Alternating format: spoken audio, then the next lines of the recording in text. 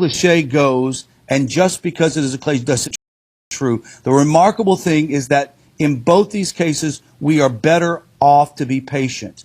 Patient with the things that are within our control to change, and patient with the things that we do not have control with. Very important. Nor does patience mean we become passive. We still make genuine effort to make a change in the world that we are in.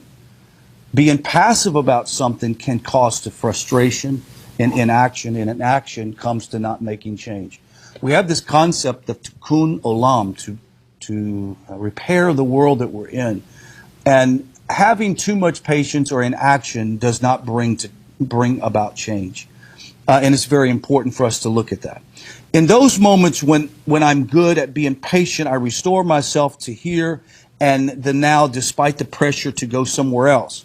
I reduce my straining against reality. I return myself to a middle path, not leaning to one extreme or the other.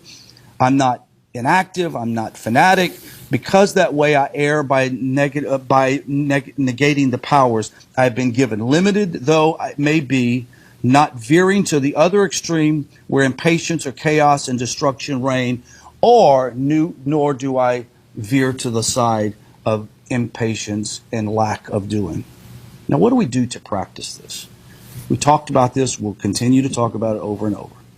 This week, we need to go to this list that we have, and if you don't have it, go through and highlight, maybe in a different color, whatever color marker you used last time.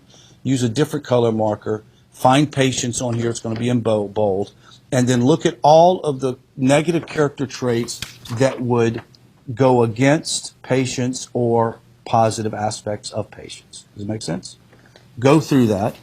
And then we don't want to forget to journal. Take time to take some notes.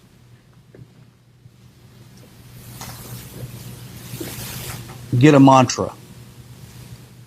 This too will pass. So for those that are new to today, that they're running notes on right. That they do that they show patience. Say again now? So in other words, anyone that's doing this for the first time, like things that you have patience, like making a pot of coffee, not interrupting or skipping through that, Yeah. have that information. Yeah. Right. Exactly. There you go. Patience. One of the things that you can do, I don't know, Carla, if you got this or not. Okay. That's also available online to download. I also put on the Nativ chat a Musar test to find out where your high levels are and low levels. So you might want to consider filling that out. Yeah. But there, if you go to the first class on the Nativ page on Musar Introduction Part 1, you should see the downloads for all these.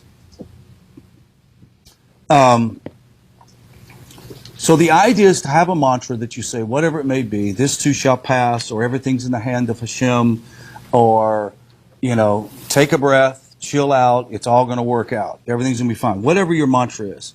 As you go through your observe how your soul, how patient soul trait is activated. Think about the times during the day and try to be hypersensitive about it. Know when you're being patient or impatient. When you're being patient, make a mental note.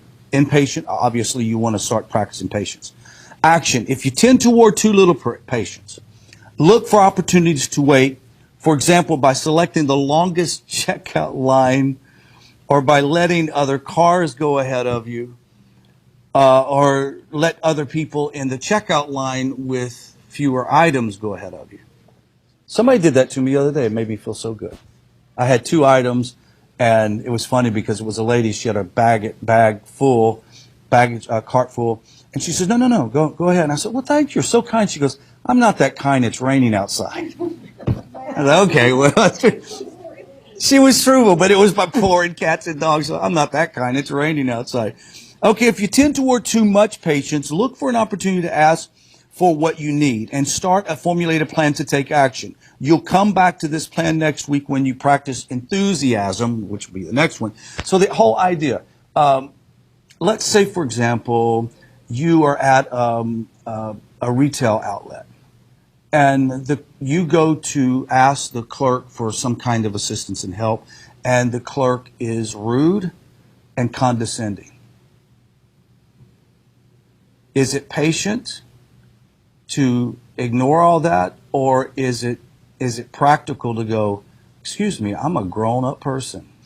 I don't think you should be talking to me like. Is that inappropriate? No, it's not inappropriate at all.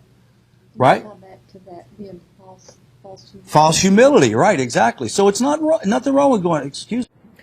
Welcome to our 6th class, ongoing classes in the book called Sefer Sheva Mitzvot.